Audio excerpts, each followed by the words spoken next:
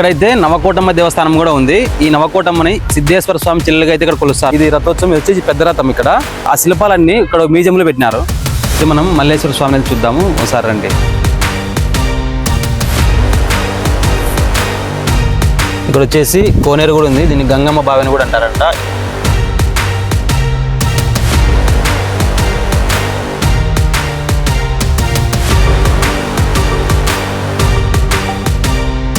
Friends, ఇప్పుడు మనం ఇక్కడ ఈ ఎంజేరు సిద్ధేశ్వర స్వామి దేవస్థానంలో వచ్చేసి పంచలింగాల దేవాలయం అనమాట. ఇది ఇప్పుడు వచ్చేసి ఇక్కడ 3 లింగాలు అయితే ఉన్నాయి.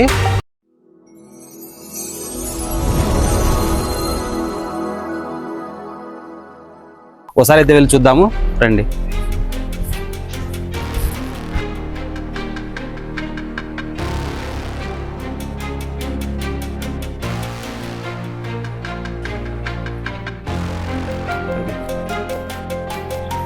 ఇక్కడ వచ్చేసి కోనేరు కూడా ఉంది. దీన్ని గంగమ్మ బావి అని కూడా అంటారంట. ఇక్కడ పిల్లలు కాని వారు కానీ ఎవరైనా కానీ ఇక్కడ పూజ చేస్తే గంగమ్మకి పిల్లలు కలుగుతారని చెప్పేసి ఇక్కడ భక్తుల నమ్మకం అన్నమాట.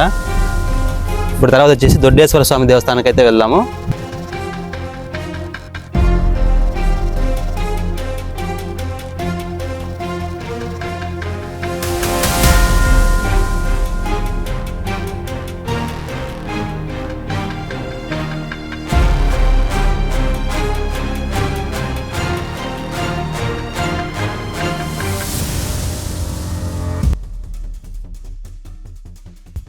ఫ్రెండ్స్, మనకి ఇప్పుడైతే ఈ నంది అయితే చూడండి, చెవులు అయితే లేవు. ఆ పక్క చెవులు, ఈ పక్క చెవులు, 2 పక్కల లేవు చెవులు. దీనికి ఈ చెవులు ఎందుకు లేవు అని కారణం అయితే తెలుసుకుందాము. ఇప్పుడు మనము ఇక్కడ 2 శిల్పాలు అయితే గమనిద్దాం అనమాట. ఒకసారి అయితే ఈ శిల్పాల దగ్గరికి అయితే ఫ్రెండ్స్ చూద్దాం. ఈ శిల్పం చూడండి ఒకసారి. ఈ శిల్పం ఒకసారి చూడండి. ఈ శిల్పం వచ్చేసి మనకు అక్కడ అటుగా చూపిస్తుంది, ఆ పక్కకి ఇటుగా చూపిస్తుంది కదా. ఇక్కడ ఏముందో మనం ఒకసారి గమనిద్దాం రండి. ఈ శిల్పం చూస్తే మనకు చెవులో ఏదో ఉన్నట్టుగా చెప్తోంది. ఈ శిల్పం చెవులో ఏముందని చెప్పేసి వాళ్ళు ఇక్కడ గుప్త నిధుల కోసం అయితే ఇక్కడ ఉన్న ఈ నంది చెవులో ఏమో ఉందని చెప్పేసి ఈ నంది చెవులు అయితే పాల్గొంటారు అనమాట. ఈ చెవులో ఏమో ఉందని. ఇలా మొత్తం ఈ దేవస్థానంలో దాదాపు చాలా నందులు అయితే ఉన్నాయి. ఏ ఒక్క నందికి కానీ ఈ చెవులు అయితే ఉన్నాం అనమాట. మొత్తం అన్ని చెవులు అయితే పగలగొట్టేశారు అనమాట. మరి మనమైతే స్వామి దగ్గరికి అయితే వెళ్దాము పదండి.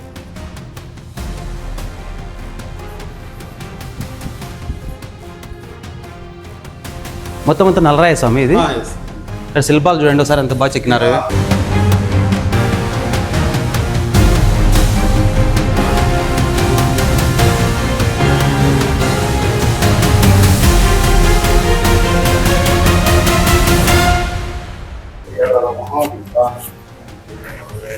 ఓం నిష్ఠాత సిద్ధ సిద్ధ సిద్ధాగ్రహ సిద్ధ సిద్ధ ఆయుష్మాన్ భవ. నిష్ఠాత సిద్ధ సిద్ధ సిద్ధాగ్రహ సిద్ధ. ఏ శివలింగానికైనా కానీ పానపీఠము ఎడమవైపు ఉంటుందన్నమాట. కానీ ఇక్కడ ఈ శివలింగానికి వచ్చేసి కుడివైపు అయితే పానపీఠం ఉంటుంది. చూడండి ఒకసారి మీరు కూడా ఈ దొడ్డేశ్వర స్వామిని దర్శనం అయితే చేసుకోండి. దొడ్డేశ్వర స్వామిని ఎందుకు అంటారంటే ఈయన ఆకారం వచ్చేసి చాలా పెద్దగా ఉంటుందన్నమాట. అందుకు ఈయన దొడ్డేశ్వర స్వామి అని అంటారు.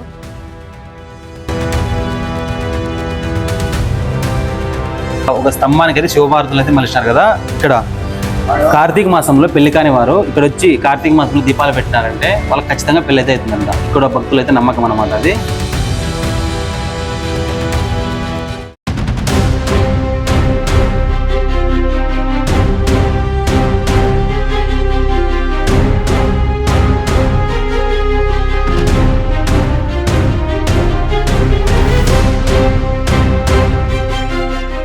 అయితే మనం మల్లేశ్వర స్వామిని చూద్దాము ఒకసారి రండి.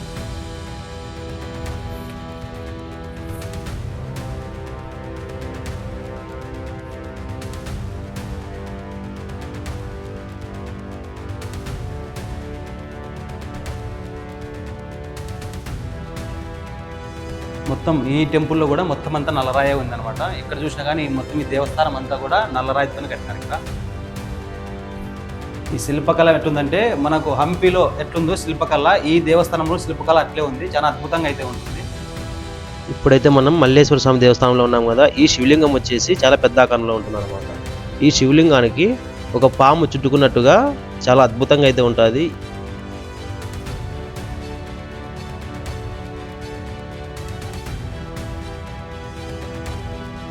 మనం ఇప్పుడు ఇక్కడైతే చూసాం కదా, తర్వాత వచ్చేసి విరూపాక్షలింగం అనమాట. ఆ పక్క ఆ సైడ్ అయితే ఉంది. ఇప్పుడు అటు వెళ్ళి అయితే చూద్దాం విరూపాక్షలింగాన్ని అయితే.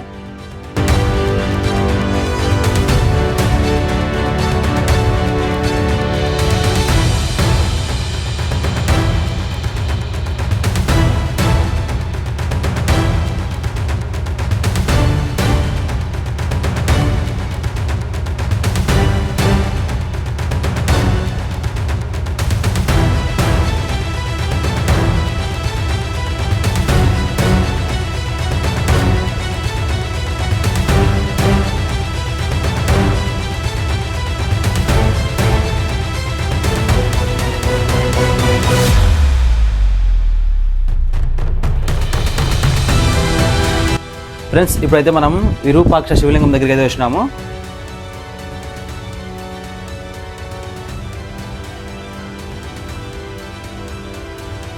ఈ స్తంభాలు చూసినారా? 1 2 3 4 5 6 స్తంభాలు వచ్చేసి నల్ల రాయి, మిగతావంతా మామూలు రాయి అనమాట.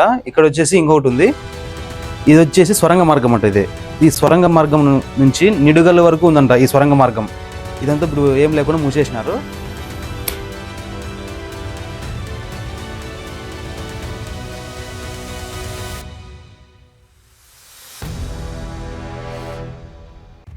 ఇక్కడ వచ్చేసి రథోత్సవం అయితే ప్రతి సంవత్సరము శివరాత్రి పండుగ రోజు అయితే చాలా ఘనంగా అయితే రథోత్సవం జరుగుతుంది. ఈ ముందర ఉన్నది వచ్చేసి పులరథము, దీని వెనక పక్క ఉన్నది వచ్చేసి పెద్ద రథం అనమాట. ఇది ప్రతి శివరాత్రికి అయితే చాలా ఘనంగా అయితే జరుగుతుంది ఇక్కడ ఈ తేరు మహోత్సవం అయితే.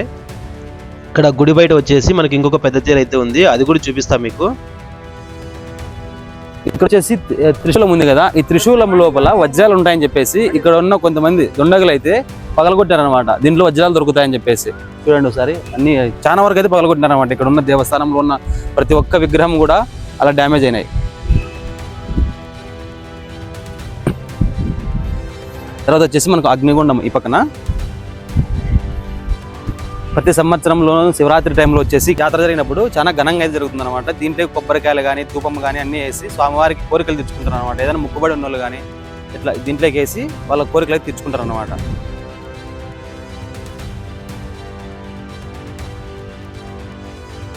ఇక్కడైతే కళ్యాణ వేదిక ఉంది కదా, ఈ కళ్యాణ వేదికలో శివరాత్రి పండుగ సందర్భంలో శివపార్వతులకు ఈ పైన కట్టినారు చూడు ఉయ్యల, ఆ ఉయ్యలలో శివపార్వతులకు అయితే కళ్యాణోత్సవం అయితే చాలా ఘనంగా అయితే చేస్తారు.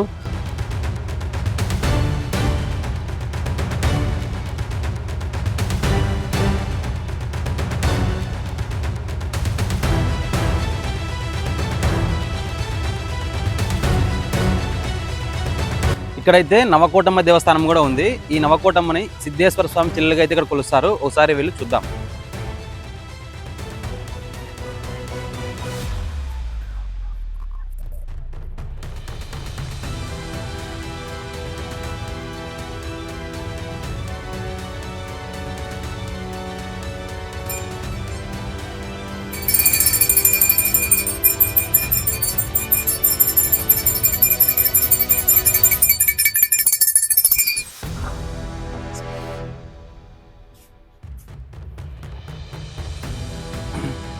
స్వామి, అమ్మవారు ఫస్ట్ నుంచి ఇట్లా ఉందా?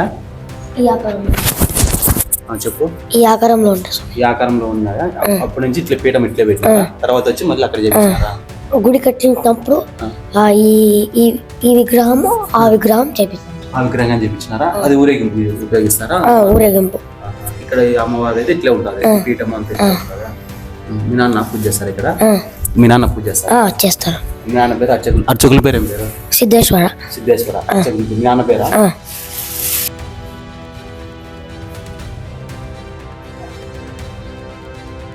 అన్నదానం అయితే జరుగుతుంది. మనం ఇప్పుడు అన్నదాన స్థానానికి అయితే వచ్చినాము. ఒకసారి లోపలికి అయితే వెళ్దాం.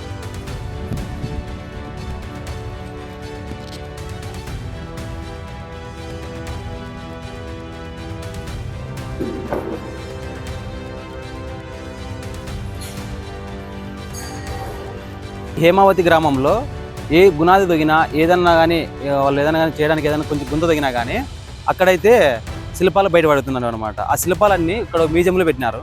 ఆ మ్యూజియంలో చాలా విగ్రహాలు అయితే ఉన్నాయి. ఇప్పుడు ఒకసారి అనేది వెళ్ళి చూద్దాం. ఒకసారి రండి.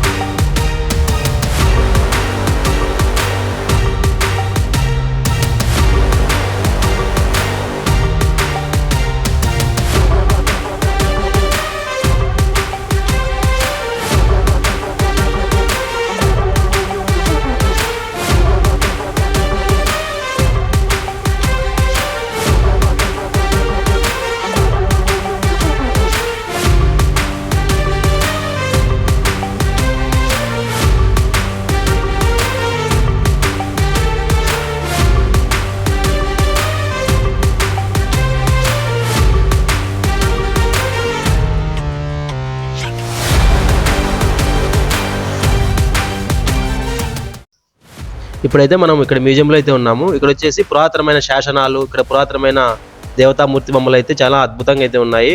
ఇక్కడ దొరికి ఉంటాయి కదా అవన్నీ విగ్రహాలన్నీ కూడా అన్నీ అయితే ఇక్కడ ఈ మ్యూజియంలో అయితే పెట్టినారు. మామూలుగా అయితే మ్యూజియంలోకి ఫోన్ అలౌ లేదంట కెమెరాను, కానీ మేము రిక్వెస్ట్ చేసి ఇక్కడ ఆర్కేజ్ డిపార్ట్మెంట్ వారిని రిక్వెస్ట్ చేయడం వల్ల కొంచెం మాకు ఇక్కడ అనుమతి అయితే ఇచ్చినారు. ఇక్కడ చూశారు కదా, ఇది మండపం మాదిరి ఉంది కదా, ఈ మండపం కూడా తవ్వకాల్లో బయటపడింది అనమాట. ఇక్కడున్న ఈ విఘ్నేశ్వరి బొమ్మ కావచ్చు, ఇక్కడ ఉన్న ప్రతి ఒక్క బొమ్మ కూడా మనకు శిల్పాలు, ప్రతి ఒక్క శిల్పం కూడా చాలా అద్భుతంగా అయితే ఉంటాయి. ఇవన్నీ కూడా మనకు తవ్వకాల్లో బయటపడినాయి అనమాట.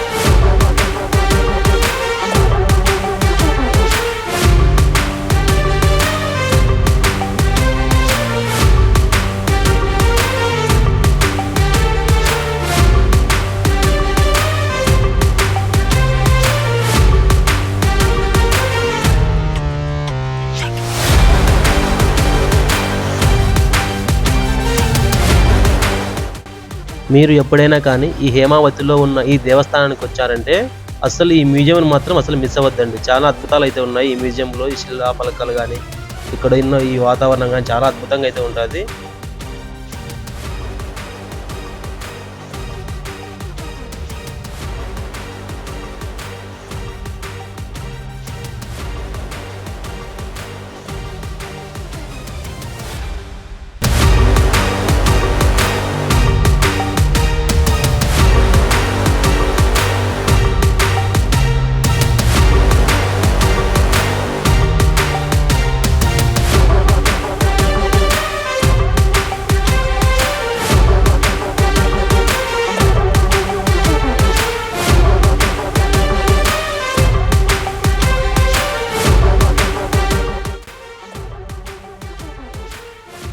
ఫ్రెండ్స్, ఇప్పుడు మీరు ఈ శివలింగం చూశారు కదా, ఇలాంటి శివలింగాలు ఈ గుడి ప్రాంగణంలో అయితే చాలా ఉన్నాయి. తర్వాత వచ్చేసి నంది, ఇక్కడ చూడండి నంది కూడా ఉన్నాయి కదా, నంది విగ్రహాలు కూడా చాలా ఉన్నాయన్నమాట. ఇక్కడ చూసినట్టయితే ప్రతి ఒక్క శివలింగానికి ఇక్కడ బ్రహ్మసూత్రం కూడా ఉంటుందన్నమాట. ఇక్కడ చూడండి, బ్రహ్మసూత్రం ప్రతి ఒక్క శివలింగానికి ఉంటుందంట ఇది.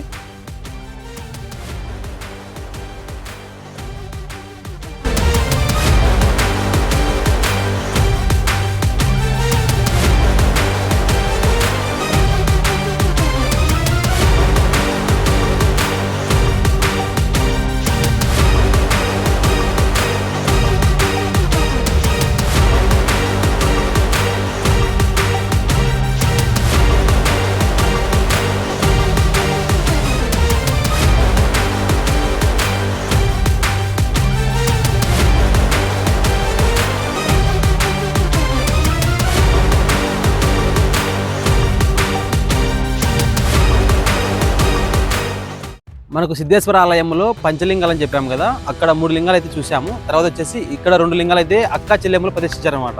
ఆ 2 లింగాలు అయితే ఒకసారి చూద్దాము రండి. ఈ రాజ్యపు రాజులు అయినటువంటి సోమసేనుడు, చిత్రసేనుడు అనే రాజులు ఉండేవాళ్ళు కదా, ఆ రాజులు అక్కా చెల్లెళ్ళే ఈ దేవాలయాలు కట్టించిందనమాట. ఇక్కడ వచ్చేసి ఈయన పేరు సోమేశ్వర స్వామి, అక్కడ ఆయన పేరు ఇంక పక్కనే ఉన్నాడు ఆయన పేరు చిత్రేశ్వర స్వామి. ఈ లింగాల పేరు వచ్చేసి వాళ్ళ అక్కా చెల్లెమ్మలు అయితే పెట్టి ఇలా గుడి అయితే కట్టినారనమాట. రండి.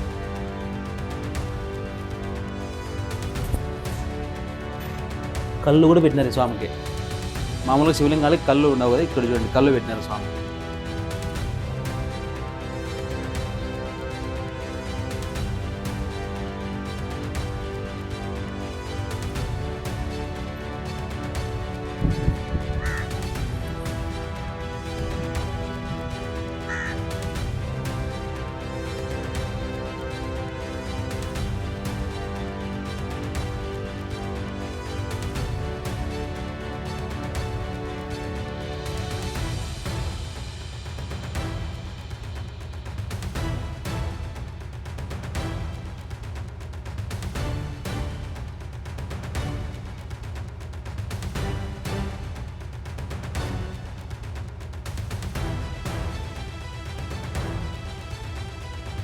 చూసారా ఫ్రెండ్స్, ఈ వీడియో మీకు నచ్చినట్లయితే లైక్ చేయండి, షేర్ చేయండి, కామెంట్ చేయండి. అలాగే మా ఛానల్ని సబ్స్క్రైబ్ చేసుకోండి. చాలా మంది వీడియో చూస్తున్నారు కానీ లైక్ చేయడం లేదు. లైక్ చేయండి, అందరికీ అయితే ఈ వీడియో వెళ్తుంది. అలాగే మా ఛానల్ సపోర్ట్ చేయండి, ఇంకా మంచి వీడియో తీస్తాము.